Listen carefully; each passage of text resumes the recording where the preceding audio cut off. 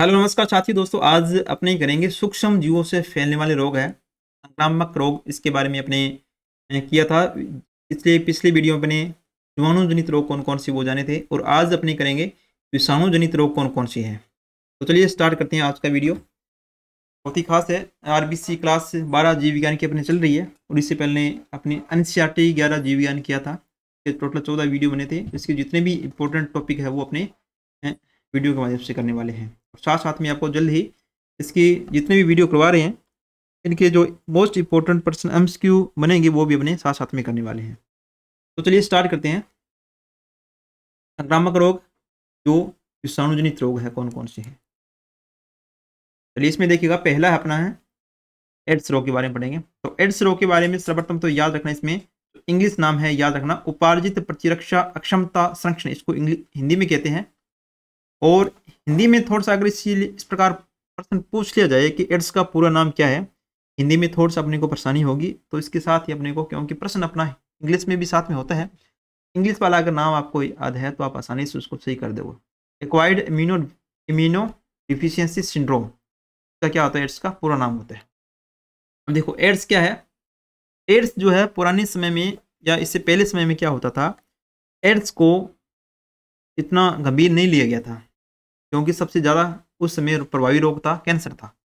परंतु कैंसर से भी ज़्यादा भयानक जो रोग अभी हाल ही में चल रहा है वो है एड्स। देखो कैंसर, अभी तक यह माना जाता था कि कैंसर है जी भयानक एवं असाध्य रोग है, परंतु विगत कुछ वर्षों में खोजा गया कि रोग एड्स जो है कैंसर से भी सबसे ज़्यादा भयानक है, और इसमें मृत्यु निश्चित रूप से होती है।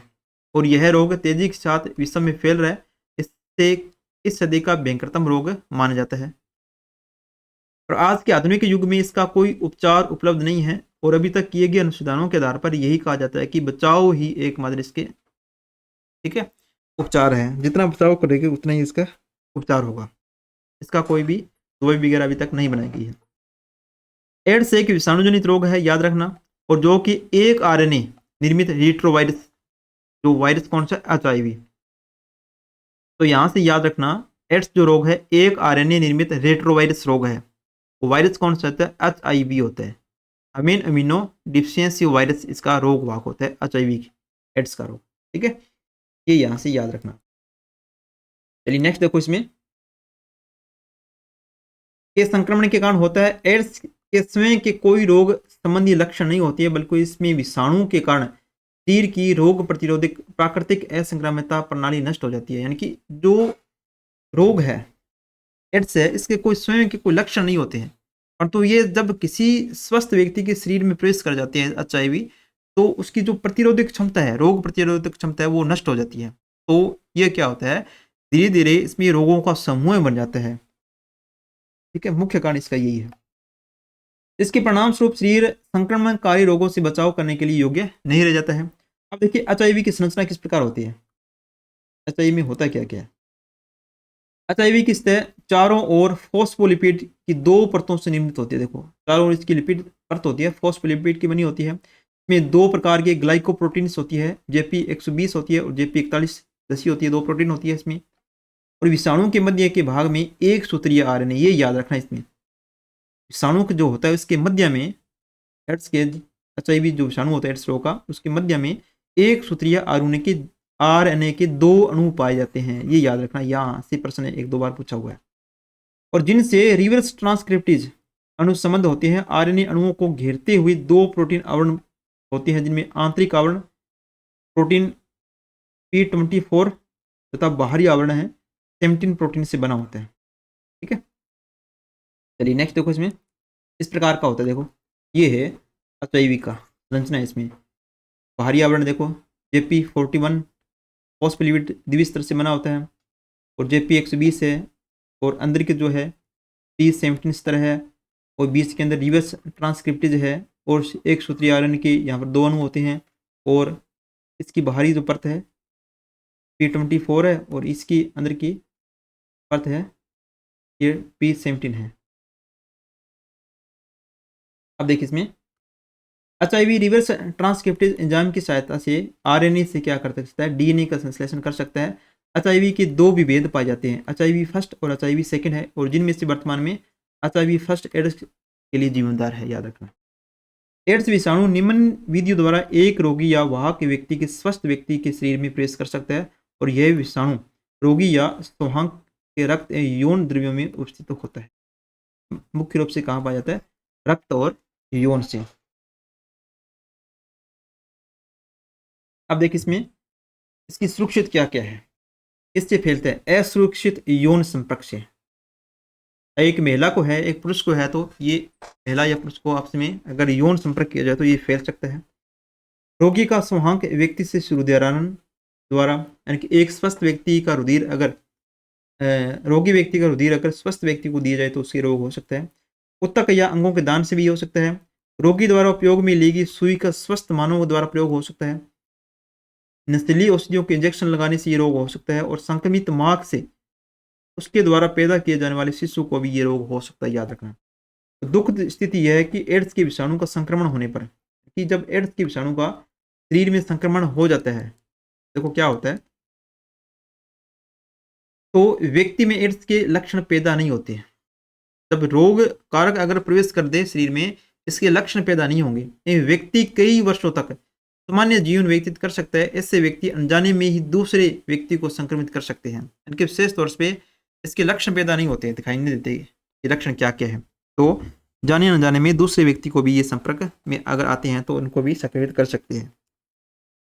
और एचआईवी हमारे शरीर में प्रवेश कर हमारे शरीर में विद्यमान रोगों से लड़ने वाली प्रतिरोधक क्षमता को धीरे धीरे समाप्त कर देता है, जिससे रोगी विभिन्न घातक रोगों से ग्रसित हो जाता है और अंततः रोगी की मृत्यु हो जाती है। यानी कि विशेष इसका कोई कारण नहीं होता है। इसमें क्या होता है कि शरीर की जो रोग प्रतिरोधक क्षमता होती है, जीवाणु विषाणु से लड़ने की क्षमता होती है, उसको धीरे धीरे क्या करते हैं, नष्ट कर देते हैं। जैसे अगर सामान्य बुखार भी हो जाए तो वो ठीक होना बहुत ही, एक तरफ से कह सकते हैं कि अगर बुखार भी हो जाए तो उसको ठीक करना एक तरफ से खंडे की दारी हो जाएगी। ठीक है, तो इसमें रोग प्रतिरोधक क्षमता है शरीर की एकदम से नष्ट हो जाती है और इस रोग में रोगी को लंबे समय तक बुखार होता है, अत्यधिक वजन घटता है और पसीना आता है। ये छोटी मोटी बातें हैं। इस प्रकार की किसी के साथ घटना हो रही है तो अवश्य जांच करवाई जानी चाहिए। अभी तक एड्स का कोई उपचार नहीं है, अतः रोग घातक है। इसकी रोकथाम के लिए कोई टीका उपलब्ध नहीं है। बाकी एड्स के उपचार के लिए प्रभावी टीके के निर्माण हेतु भारत समेत विश्व भर के वैज्ञानिक निरंतर प्रयासरत हैं। कुछ टीकों जैसे एचआईजी है, ठीक है, एचआईवी हाइपर इम्यूनो ग्लोफिन बायोसिन है, इत्यादि का विकास संभव हो पाया है, किंतु व्यवहारिक तौर पर अभी तक कोई भी टीका एड्स से पूर्ण बचाव के लिए सक्षम नहीं है। हाल ही में जर्नल ऑफ वायरोलॉजी मार्च 2008 में उद्धृत एक रिपोर्ट के अनुसार अल्बर्ट आइंस्टीन कॉलेज के शोध दल द्वारा आनुवांशिक रूप से रूपांतरित साइटोटॉक्सिक टी लेशिकाणुओं को उत्पन्न करने में सफलता प्राप्त की है। इन रूपांतरित लेशिकाणुओं की सहायता से भविष्य में एचआईवी संक्रमित कोशिकाओं को प्रभावित से जगा जा सकता है कि इसमें टी कोशिका जो होती है रोग प्रतिरोधक क्षमता को बनाए रखने के लिए वो नष्ट होती है, तो उनके प्रभावी के लिए इस प्रकार का टीका बनाया गया है। आइंस्टीन कॉलेज जो है प्रबल संभावना की जा सकती है। बचाव निर्देशों का अधिकार का प्रचार कर सुरक्षित यौन संबंध है, सुरक्षित रक्त के आदान प्रदान को भी, ठीक है, अपनाकर इस रोग से बचा जा सकता है। यानी कि इस रोग के लिए बचाव ही अभी तक उपचार है। जब इंजेक्शन लगवाने की आवश्यकता हो तो डिस्पोजेबल सुई या फिर साफ निर्जमीकृत सुई का प्रयोग किया जाना चाहिए और अधिकृत रक्त बैंकों से एड्स के लिए सुरक्षित रुधिर आदान हेतु उपयोग में लाए। यानी कि जब भी रुधिर लेने की आवश्यकता हो तो उस रुधिर की अच्छी तरह से ब्लड बैंकों से ले रहे हैं तो जांच की जानी चाहिए क्या इसमें एड्स के लक्षण वगैरह तो नहीं है। और यौन संबंध सिर्फ एक विश्वसनीय साथी तक सीमित रखें और सुरक्षित यौन संबंधों के लिए निरोध या कंडोम का इस्तेमाल किया जाना चाहिए और निरोध के प्रयोग से पर्याप्त सीमा तक एड्स से बचा जा सकता है। और दूसरे मनुष्य द्वारा उपयोगित सुई से निष्क्रिय दवाओं को सेवन करने से जरूर बचे। और एड्स से पीड़ित महिलाएं गर्भ धारण न करें। ऐसी महिलाएं जो एड्स से पीड़ित है वो उनको गर्भ धारण नहीं करना चाहिए। अगर गर्भ धारण करेगी तो होने वाले बच्चे को भी एड्स होगा। इस प्रकार पीढ़ी दर पीढ़ी इस प्रकार के रोग फैल सकते हैं। ये है पस विषाणु रेट्रोवायरस की प्रकृति, इसके बारे में दे रखी है। ठीक है, यहाँ पर कुछ ज़्यादा कुछ नहीं है। यहाँ पर पस विषाणु की आकृति वगैरह दे रखी है, इस प्रकार का होता है। यहाँ से कोई प्रश्न अपना नहीं मिल रहा है। अब देखो निदान देखो इसका, HIV के संक्रमण के बाद 6 से 8 सप्ताह की अवधि के शरीर में स्पष्ट प्रतिरक्षी अनुक्रिया प्रकट होना प्रारंभ हो जाती है, जिसे जांचने हेतु निम्न परीक्षण की जाती है। यहाँ से ये याद रखना कि एड्स रोग के लिए निम्न में से कौन सा परीक्षण प्रभावी होता है। एलिजा परीक्षण है, या जिसको बोला जाता है एलिसा टेस्ट होता है। इसमें एड्स किट का प्रयोग करते हैं जो कि HIV प्रतिजन से युक्त होता है। एक होता है वेस्टर्न ब्लड परीक्षण, और यह एक अधिक विश्वसनीय सटीक परीक्षण है जो कि सस्ता तथा कम समय में होने वाला भी परीक्षण है। अगर आपसे ये पूछ लिया जाए कि एड्स का सबसे विश्वसनीय व सटीक परीक्षण कौन सा है, तो कौन सा है? वेस्टर्न ब्लड परीक्षण है। वैसे 2 परीक्षण है, एलिसा टेस्ट है और वेस्टर्न ब्लड टेस्ट है। एक मैंने ये बताया था वीडोल टेस्ट, ये किसके लिए? टाइफाइड के लिए, याद रखना, ठीक है। टाइफाइड के जो भी रोगी है उसको वीडोल टेस्ट किया जाता है, क्योंकि जब भी आपके ये आएगा पर्सन की एड्स रोगी को किस प्रकार का परीक्षण किया जाना चाहिए, ये वीडोल टेस्ट वगैरह ये आपको ऑप्शन में जरूर मिलेगा, ठीक है। एलिसा टेस्ट है, याद रखना, एलिसा एड्स के लिए है, और वेस्टर्न ब्लड परीक्षण एड्स के लिए है, और वीडोल टेस्ट हो गया टाइफाइड के लिए।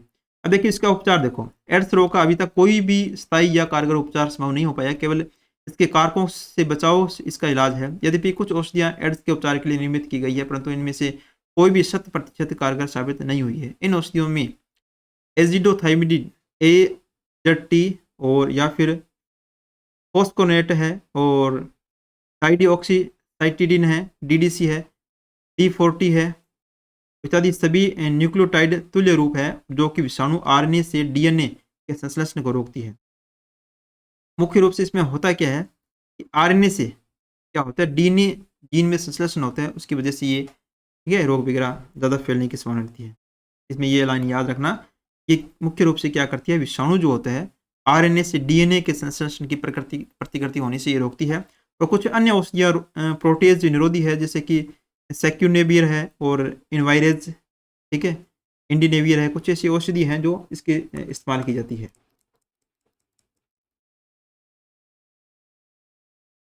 एड्स के फैलने से संबंध में कई भ्रांतियां भी है, लेकिन यह रोग सामान्य सामाजिक संपर्क जैसे हाथ मिलाने से, एक ही घर में साथ रहने से, साथ साथ खेलने, पढ़ने, कार्य करने, साथ साथ खाना खाने, एक शौचालय में प्रयोग करने से, खांसने, छींकने, गलने मिलने से नहीं फैलता है। यानी कि एक ये कह सकते हैं कि एक परिवार में रह रहे हैं तो उससे नहीं फैलता है, ठीक है। मच्छर, खटमल, अन्य कीटों के काटने से एड्स नहीं फैलता, ये भी याद रखना, इस लाइन को याद रख लेना, ठीक है। मच्छर या खटमल या अन्य कीट पतंगे हैं, अगर रोगी व्यक्ति को काट ले तो, और स्वस्थ व्यक्ति को वो काट ले, दोबारा काट ले, तो स्वस्थ व्यक्ति को ये नहीं फैलता है। तो ये आप सके रोगी व्यक्ति एड्स से ग्रसित न होता है, उसके प्रति उपेक्षा न करके उसके साथ सहानुभूतिपूर्ण, ठीक है, चिकित्सा करवाना पुनित करते हुए उसकी जांच करवाई जानी चाहिए अगर इस प्रकार के कुछ लक्षण अगर एड्स जैसे प्रकट हो रहे हैं तो। और हमारे देश में HIV संक्रमित व्यक्ति 1986 में चेन्नई में मिला था। सर्वप्रथम यहाँ से प्रश्न बनता है कब मिला था? चेन्नई में मिला था 1986 में, और इसे एक मृत्यु वारंट नाम से जाना जाता है, ठीक है। मृत्यु वारंट, एड्स रोग को क्या कहते हैं? मृत्यु वारंट है। और इसके बचाव हेतु संपूर्ण दुनिया के लोगों में जागरूकता उत्पन्न करने के लिए सन 1988 में प्रतिवर्ष 1 दिसंबर को विश्व एड्स दिवस भी मनाया जाता है। एड्स दिवस अगर पूछा जाए तो कब मनाया जाता है? 1 दिसंबर को मनाया जाता है। और इस बीमारी की महामारी के रूप में फैलने की आवश्यकता को देखते हुए भारतवर्ष में भी सन 1992 में राष्ट्रीय एड्स नियंत्रण संगठन का गठन किया गया। यहाँ भी याद रखना कि भारत में राष्ट्रीय एड्स नियंत्रण संगठन की स्थापना कब की गई थी? 1992 में की गई थी, जो कि राज्य स्तरीय एड्स नियंत्रण समितियों के साथ मिलकर एड्स के रोकथाम तथा नियंत्रण हेतु कार्य करती है ये संस्था, ठीक है। ये था एड्स के बारे में। नेक्स्ट है देखो पोलियो या बाल पक्षाघात, पोलियो रोग। देखो नाम देखो कितना दे रखा है शानदार, बाल पक्षाघात रोग होता है। ये आपको अगर दे दे इस प्रकार का कि बाल पक्षाघात रोग क्या है, देखते विद्यार्थी गच्चा खा जाएंगे यहाँ से। इंग्लिश अगर याद है जिसको कि पोलियो के बारे में कह रहा है तो कर देंगे। देखो पोलियो एक विषाणुजनित रोग है। ये रोग सामान्यतः बच्चों में पाया जाता है, जिसके फलस्वरूप बालक अपंग हो जाते हैं। इसका प्रमुख कारण क्या है? अपंग हो जाता है, कोई शरीर का अंग काम करना बंद कर देता है। ये रोग जल एवं खाद्य सामग्री के माध्यम से फैलती है। प्रमुख रूप से ये रोग होता है जल एवं खाद्य सामग्री के माध्यम से फैलती है। तो देखो लक्षण क्या क्या आते हैं। रोगी को रोग के प्रारंभ में तेज बुखार है, खांसी है, जुकाम है, उल्टी है, दस्त लगते हैं। और 3-4 दिनों पश्चात रोगी अपने हाथ पैर नहीं हिला पाते हैं और कई बार इस रोग के विषाणु मस्तिष्क के मेरुओं में प्रवेश कर जाते हैं, जिसके बालक को ताड़ आने लगती है। ताड़ आने का मतलब क्या होता है? मस्तिष्क के मेरुजू एक तरफ से जकड़ जाते हैं, तो वो खड़ा होने की प्रयास करता है, ठीक है, खड़ा नहीं हो पाता है, जब उनको हिलाने की कोशिश करता है तो वो हिल नहीं पाते और श्वसन दर कम हो जाती है। इस रोग के बचाव के लिए 1952 में अमेरिका के जॉन साक ने देखो टीके का आविष्कार किया था और अल्बर्ट ने 1955 में इस रोग के बचाव के लिए मुख से ली जाने वाली दवा का आविष्कार किया था। यहाँ से मोस्ट इंपॉर्टेंट प्रश्न बनता है, याद रखना ये दोनों ही प्रश्न हैं कि टीके का आविष्कार, कि पोलियो के टीके का आविष्कार किसके द्वारा किया गया था? ये किया गया था जॉन शाह के द्वारा। और मुख से ली जाने वाली दवा, आपको ये अल्बर्ट नाम मिल सकता है, परंतु इसका पूरा नाम क्या है? अल्बर्ट सेबिन है, याद रखना। पूरा इसका नाम है अल्बर्ट सेबिन, ठीक है। मोस्टली अपने सेबिन भी पढ़ते हैं। सेबिन के द्वारा मुख से ली जाने वाली दवाई का की खोज की गई थी या इसका निर्माण किया गया था। अल्बर्ट सेबिन के बारे में याद रखना, अल्बर्ट सेबिन है, मुख से ली जाने वाली दवाएं हैं, इनके द्वारा बनाई गई थी। यह दो बच्चों को जन्म से प्रथम 5 वर्ष में 3 बार एक माह के अंदर पिलाई जानी चाहिए, ठीक है। ये दवाई है जो पोलियो की दवाई हर 5 वर्ष के बालक तक हर वर्ष में लगभग 2 बार पिलाई जाती है। इसका याद रखना, आप प्रश्न आपके बन सकते हैं। वैसे इसका कुछ वाहक वगैरह नहीं है, इसका मोस्टली कोई वाहक जैसे अन्य रोग का वाहक दे रखा है, पोलियो का कोई वाहक वैसा नहीं है, ठीक है। मुख्य रूप से विषाणुजनित रोग का इतना याद रखना है और रोग जल खाद्य सामग्री से फैलता है। टीके याद रखना कि इस रोकथाम के लिए कौन कौन से टीके अपने लगा सकते हैं।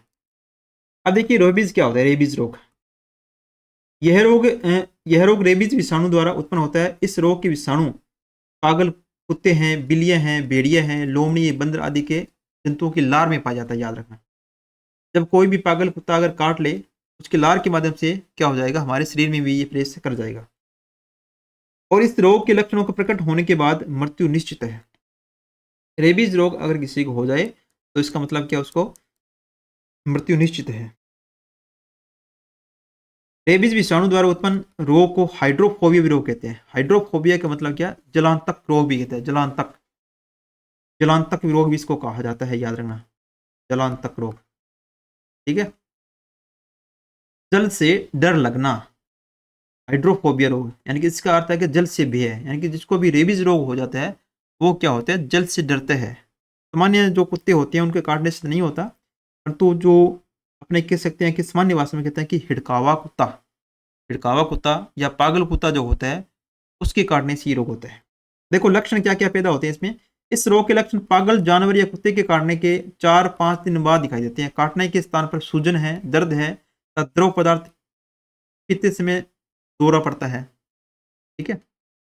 द्रव पदार्थ पी रहे हैं तो उसमें दौरा पड़ता है, क्योंकि द्रव पदार्थ पानी वगैरह है ले रहे हैं, उसमें उसको क्या करेगा? डर लगेगा। रोगी किसी को अपने पास नहीं आने देता है एवं उसके मुख से झाग निकलते हैं और उसे पानी से डर लगता है, ये इसके लक्षण हैं। अब देखिए इसमें इसके उपचार के लिए कुत्ते के काटने पर घाव की प्रारंभिक मरहम पट्टी के साथ साथ उस कुत्ते पर 10 दिन तक निगरानी रखना चाहिए। जो कुत्ता काटा है तो 10 दिन तक निगरानी रखनी चाहिए। यदि 10 दिनों के बाद कुत्ता पागल हो जाए अथवा मर जाए तो रोगी के उदर में इस रोग की प्रतिरोधक टीके लगाए जाने चाहिए। अगर कुत्ता मर जाता है, ठीक है, या पागल हो जाता है तो उसके पेट में रोग प्रतिरोधक टीके हैं जो जिसको काटा है उसको लगाए जाने चाहिए। देखो इस रोग के लिए टीके का जो आविष्कार किया था लुईस पास्चर ने, याद रखना। बहुत बार प्रश्न बना हुआ है कि रेबीज के टीके का आविष्कार या किसके द्वारा निर्माण किया गया? लुईस पास्चर के द्वारा किया गया। 1885 में इनका टीके का आविष्कार किया था। ये 14 टीके उधर में 14 दिन तक लगाए जाते हैं। बहुत अधिक दर्द करते हैं ये, इनमें दर्द बहुत ज़्यादा होता है क्योंकि उदरी पेशियों के लिए ये टिक्के होते हैं और कुछ ही वर्षों पूर्व नए रेबीज के टिक्के की खोज की गई। ये टिक्के 3 इंजेक्शन के रूप में हाथ में लगाए जाते हैं और इसमें मेरिक्स होमिन डिप्लॉइड कोशिका टिक्के कहते हैं, ठीक है। जो टिक्के अभी 3 टिक्के बने हैं उनको क्या कहा जाता है? मेरिक्स होम्यून डिप्लॉइड कोशिका टिक्के। ये टिक्के सर्वप्रथम अमेरिका में 1980 में प्रयोग में लाए गए थे और आजकल इनका प्रयोग में भी किया जाता है। पहले 14 टिक्के लगाए जाते थे लगातार 14 दिन तक, देखो। और तो अभी क्या है, नए टिक्कों का आविष्कार निर्माण कर लिया गया है, 3 टिक्के लगाए जाते हैं अभी। तो इसमें यहाँ से रेबीज के लिए याद रखना एक विषाणु जनित रोग है। इस चीज़ का कोई विषाणु नहीं दे रखा है कि कौन सा विषाणु है, तो विषाणु जनित रोग है कि, और इसके टीके का आविष्कार किसने किया है? लुईस पास्चर ने किया है। लुईस पास्चर है।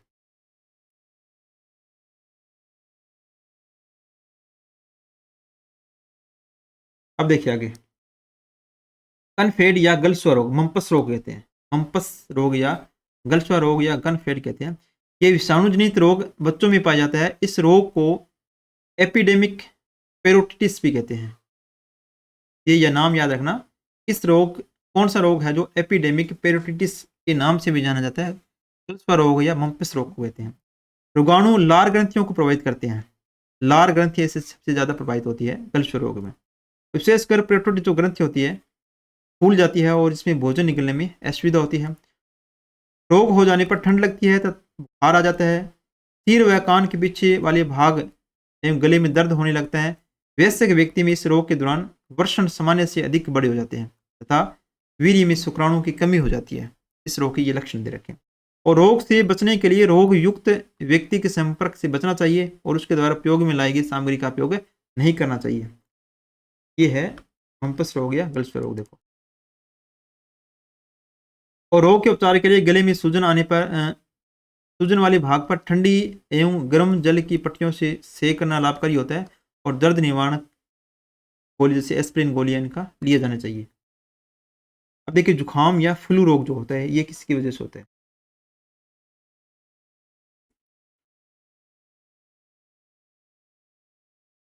जुखाम या फ्लू रोग है मुख्य रूप से ये राइनो वायरस की वजह से होता है। यह विषाणुजनित संक्रामक रोग है जो इन्फ्लुएंजा वायरस या राइनो वायरस के द्वारा उत्पन्न होता है। इस रोग का प्रभाव सपसनी एवं नासिका वेशम में, नासिका जो होती है सपसनी जो अंग है वो प्रभावित करता है, अधिक रहता है। रोगी के सिर, हाथ, पैर, कमर में दर्द होने लगता है और सिर में कंपन होता है। 24 घंटे की अवधि में तीव्र जबर है हो जाती है। छाती में जकड़ने में दर्द होता है और रोग का प्रसारण लार द्वारा होता है, याद रखना। और व्यक्ति के छींकने, जोर से बोलते समय लार के कण दूर दूर तक फैलते हैं और इनके द्वारा रोगाणु का भी प्रसारण होता है। और रोग के बचाव के लिए आसपास के स्थान को साफ रखना चाहिए और रोगी जो है उससे दूर रहना चाहिए। ये है आम या राइनोवायरस से होने वाला रोग। अब देखिए, पीत ज्वर या पीलिया रोग, और इसको बोला जाता है जॉन्डिस रोग भी इसको कहते हैं। यह ज्वर विषाणु द्वारा फैलता है। इस रोग का प्रसारण अशुद्ध भोजन और जल के द्वारा होता है। अशुद्ध भोजन है, जल के द्वारा ये रोग होता है। लक्षण देखो, रोग होने पर बुखार आने लगता है, भूख नहीं लगती है और रोगी को मूर्छा आ जाती है। इस रोग के कारण वमन, सिर दर्द, उल्टी वगैरह है, सिर दर्द है, व्यक्ति कमजोर हो जाता है, उसके यकृत में सूजन आ जाती है। क्योंकि पीले रोग में निम्न में से कौन सा अंग प्रभावित होता है? तो याद रखना, यकृत प्रभावित होता है पीले रोग में। जॉन्डिस रोग या पीत ज्वर बोलते हैं या पीले रोग है, इसमें कौन सा अंग प्रभावित होगा? तो याद रखना यकृत है, यकृत अंग है जो इसमें प्रभावित होता है। और रोग हो जाने के कुछ दिनों बाद रोगी की आंखें हैं, नाखून है, पीले दिखाई देने लगते हैं। यानी कि धीरे धीरे पूरा पूरा शरीर क्या होता है? पीले कलर का हो जाता है और मूत्र का भी रंग पीला हो जाता है। और रोग के उपचार के लिए रोगी को पूरा विश्राम करना चाहिए और भोजन वसा रहित लेना चाहिए। उपयुक्त डॉक्टर की परामर्श के ली जानी चाहिए। ठीक है, ये इसके हो गया पीत ज्वर या पीलिया रोग। यहाँ से याद रखना, यकृत प्रभावित रोग है, यकृत इसमें प्रभावित होता है। अब देखिए चेचक रोग। देखो, ये देखो बच्चा दिखाई दे रहा है, इसको स्मॉल पॉक्स रोग हुआ है। देखो, चेचक या मसूरिका रोग भी कहते हैं। अब अगर आपको ये दे दी कि मसूरिका रोग किस प्रकार का रोग है, जीवाणुजनित रोग है, ये विषाणुजनित रोग है, तो आप तुक्का मार के आओगे यहाँ से। तो इंग्लिश में अगर नाम दिया स्मॉल पॉक्स याद रखना, चेचक या मसूरिका हो जाता है।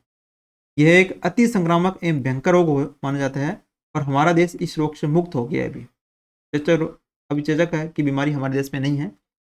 WHO ने घोषणा की कि इस रोग को पृथ्वी से समाप्त कर दिया गया है। पृथ्वी पर भी ये रोग नहीं है, चेचक जो रोग है। मसूरिका देखो, बालक पे देखो किस प्रकार के छोटे छोटे दाने हो गए। देखो, लाल दाने उभर जाते हैं पूरे शरीर पर, तो फोले से मर जाते हैं और इनमें कितना दर्द होता है। जब फूटते हैं तो ये चिरमराते हैं।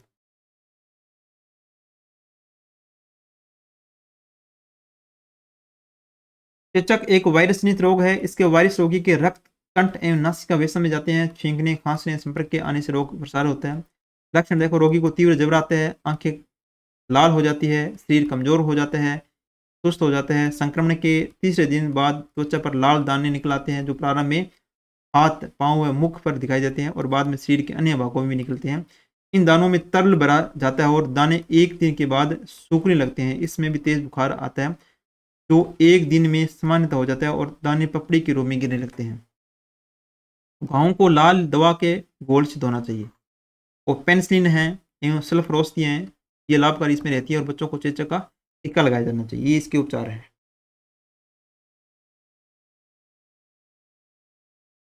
अब देखिए हेपेटाइटिस या यकृत शोथ देखो।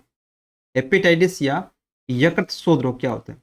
यकृत शोथ या हेपेटाइटिस विषाणु जनित एक संक्रामक रोग है और यह रोग मुख्यतः बच्चों एवं वयस्कों को अपना शिकार बनाते हैं। यद्यपि हेपेटाइटिस रोग 6 विभिन्न प्रकार के विषाणु द्वारा फैलते हैं, किंतु इसमें 2 प्रकार के जो मुख्य रूप से हैं।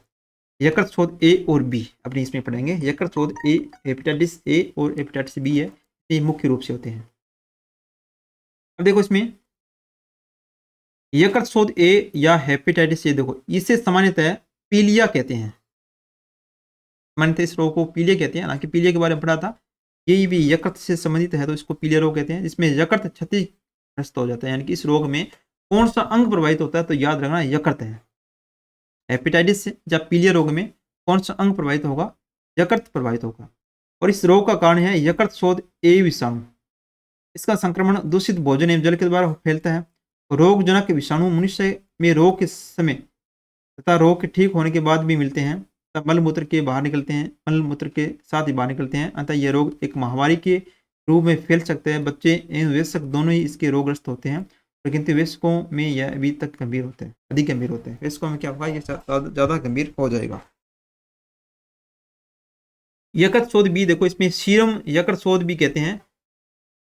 यकृत शोथ बी विषाणु हेपेटाइटिस बी या वायरस एचबीवी, ठीक है, एचबीवी से फैलता वायरस, या ए है एचएवी से फैलेगा और ये एचबीवी कह दिया क्योंकि इसको हेपेटाइटिस बी वायरस नाम देती है, के नाम से वजह से इसको क्या कहा जाता है? एचबीवी कहा जाता है। के संक्रमण से उत्पन्न होता है और यह विषाणु एचआईवी से भी ज़्यादा खतरनाक एक डीएनए विषाणु है। ये याद रखना कि एचआईवी रोग से भी ज़्यादा विषाणु ये खतरनाक बोल रहा है।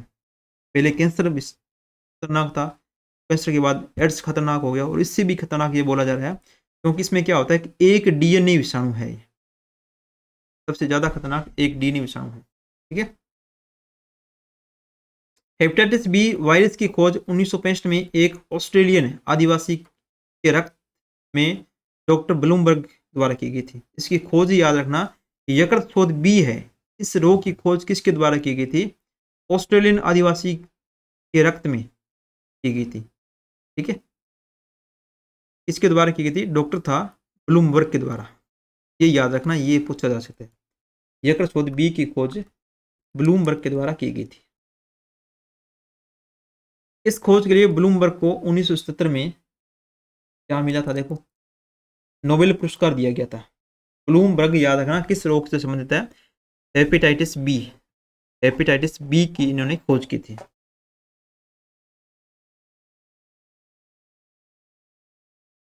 और 1977 में इनको नोबेल पुरस्कार दिया गया था। इसका संचरण रक्त संपर्क से होता है तो सामान्यतः वयस्कों में होता है। मुख्य रूप से इसको अडल्ट जो लोग हैं वयस्क जो प्रभावित होते हैं। और यकृत शोथ बी विषाणु निम्नलिखित माध्यम द्वारा फैल सकते हैं: संक्रमित रक्त आदान से, संक्रमित उजार एवं सुई के माध्यम से, संक्रमित गर्भवती महिलाओं से, नवजात शिशुओं में, संक्रमित साथी से यौन के द्वारा, और एक ब्लेड से कई लोगों द्वारा दाढ़ी बनाने या एक ही सुई से नाक कान छिदवाने से। यानी कि जो एड्स रोग के लक्षण हैं वो सारे लक्षण, ठीक है, एड्स रोग के जो फैलने के कारण हैं वो सारे कारण यकृत शोथ बी के हैं।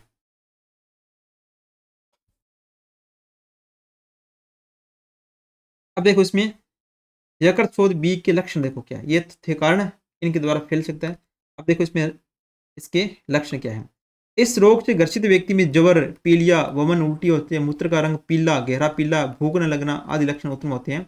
यह रोग लंबी अवधि तक अनुपचारित रहे तो यकृत कैंसर हो सकता है। यकृत में अंतरालीय सूजन आने की काफ़ी अधिक संभावना रहती है। तो यहाँ तक आपको याद रखना है कि यकृत हेपेटाइटिस जो रोग होते हैं, ए है चाहे बी है या पीलिया रोग है, इस रोग में मानव शरीर का सबसे ज़्यादा जो प्रभावी अंग होता है वो कौन सा है? यकृत प्रभावित होता है। लीवर है जो प्रभावित होता है। उपरोक्त प्रकार का यकृत शोथ के अलावा यकृत शोथ CDE और G के विषाणु द्वारा भी यकृत शोथ रोग हो सकते हैं, यकृत शोथ रोग उत्पन्न हो सकते हैं। अब देखो इसका निदान किया जाए तो क्या करेंगे। देखो यकृत शोथ विषाणु शरीर में प्रतिरक्षी अनुक्रिया के फलस्वरूप विशिष्ट प्रतिरक्षी या प्रतिपिंड के उत्पादन को उद्दीपित करती है। ये प्रतिरक्षी IgM प्रकार की होती है। ये जो प्रतिरक्षी बनाती है इस प्रकार की होती है, IgM प्रकार की होती है। अंतर्देही के द्रव्यों प्रमुख सीरम में शेष विषाणु से संबंधित विशिष्ट प्रतिरक्षियों की उपस्थिति द्वारा विषाणु के द्वारा प्रकार की पहचान की जा सकती है। ये इसका निदान है। अधिक रोग से बचाव एवं उपचार, स्वच्छ जल का प्रयोग करना है, मल मूत्र विसर्जन के लिए उचित स्वास्थ्यकर सुविधाओं का प्रयोग करना है, सदैव डिस्पोजेबल सिरिंज या सुई का प्रयोग करना है। ठीक है, एक बार में इस्तेमाल होने वाली सुइयां उनका इस्तेमाल किया जाना चाहिए। ऑपरेशन के औजार पूर्णतः निजमीकृत होने चाहिए। संक्रमित रक्तदान से बचना चाहिए। सुरक्षित यौन संपर्क स्थापित करना चाहिए। यकृत शोथ उत्पन्न करने वाले विषाणु से बचाव हेतु टीके लगवाने चाहिए। वर्तमान में यकृत शोथ A व B विषाणु से बचाव हेतु टीके भी उपलब्ध हैं, उनको टीके भी लगाए जाने चाहिए अगर रोग हो जाता है तो।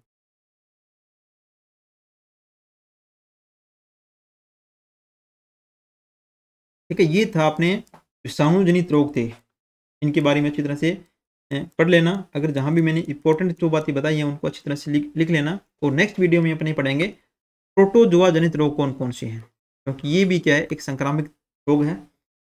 ये अपने अभी तक जीवाणु जनित रोग कौन कौन से भी और विषाणु जनित रोग कौन कौन से ये कर लिया, यहाँ से आप अच्छी तरह से पढ़ लेना। अब देखिए थोड़ी सी लिस्ट में बता देता हूँ कि कौन कौन सी रोग है। ठीक है, कि अगर आप अब नोट्स में लिखना चाहो तो लिख लेना। अब देखिए ये है विषाणु जनित रोग है, मैंने कुछ लिस्ट बना रखी है इस प्रकार के। एड्स रोग है, प्रतिरक्षा प्रणाली को सर्वाधिक प्रभावित करेगी।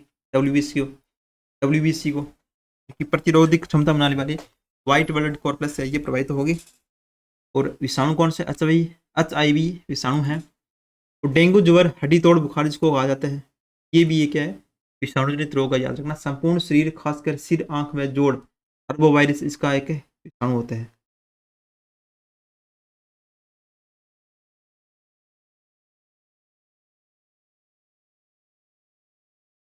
और इस रोग का जो वाहक होता है वो होता है एडिस मच्छर होता है।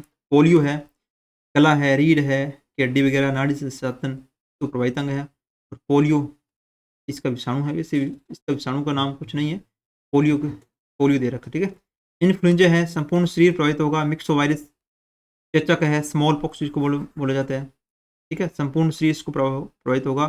वेरियोला वायरस इसका वाहक है, वेरियोला वायरस है। छोटी माता या चिकन पॉक्स जिसको बोलते हैं, चिकन पॉक्स या छोटी माता संपूर्ण शरीर या वेरिसेला वायरस का ठीक है वाहक है। गल शोध है, पैराथायरॉइड ग्रंथि होती है, मोरविला वायरस का भाग होता है, मोरविला वायरस। देखो नेक्स्ट देखो, और इसमें ये आप स्क्रीन शॉट ले लेना, इनको अच्छी तरह से लिख लेना। अगर नहीं लिखे हैं थोड़े ये भी याद कर लेना, ताकि वहाँ पर चैप्टर में थोड़ी सी कम दे रखे हैं, तो ये पर्याप्त है, अपने आप में कम भी है और अपने आप में पर्याप्त भी है, याद रखना। ये तो बनेगा तो यहाँ से आपके प्रश्न बन जाएगा।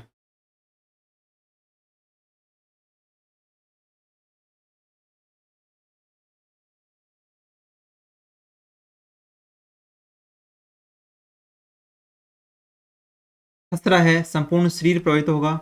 ट्रिकोमा आंख प्रभावित होती है। हेपेटाइटिस या पीलिया यकृत सबसे प्रभावित होगा, ये पढ़ा आपने। रेबीज रोग है, तंत्रिका तंत्र प्रभावित होता है। रेबडो वायरस इसका वाहक होता है, रेबडो वायरस स्पेशल, हालांकि इसमें चैप्टर में नहीं दे रखा। रेबडो वायरस का रोगजनक होता है। मेनिंजाइटिस रोग है, मस्तिष्क इसको प्रभावित होता है।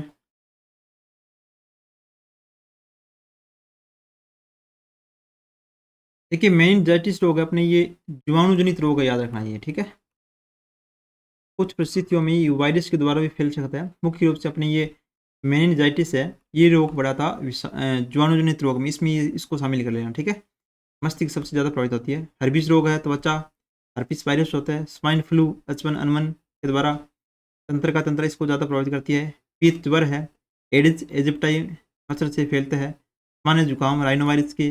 बर्ड फ्लू है H5N1 की वजह से। और कोरोना जो श्वसन तंत्र को प्रभावित करता है। सार्स कोविड-2 द्वारा ये, ठीक है?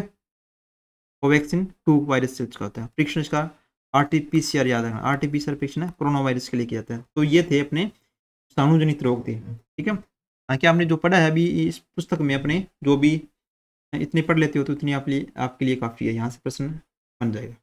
तो आज के लिए इतना ही और मिलते हैं दोस्तों नेक्स्ट वीडियो में अपने नेक्स्ट वीडियो में पढ़ेंगे कि प्रोटोजोआ जनित रोग कौन-कौन से हैं। वीडियो अच्छा लगा तो वीडियो को लाइक करना और एक प्यारा सा कमेंट ज़रूर करना कि आपको वीडियो किस प्रकार के लग रहे हैं। धन्यवाद दोस्तों, मिलेंगे नेक्स्ट वीडियो।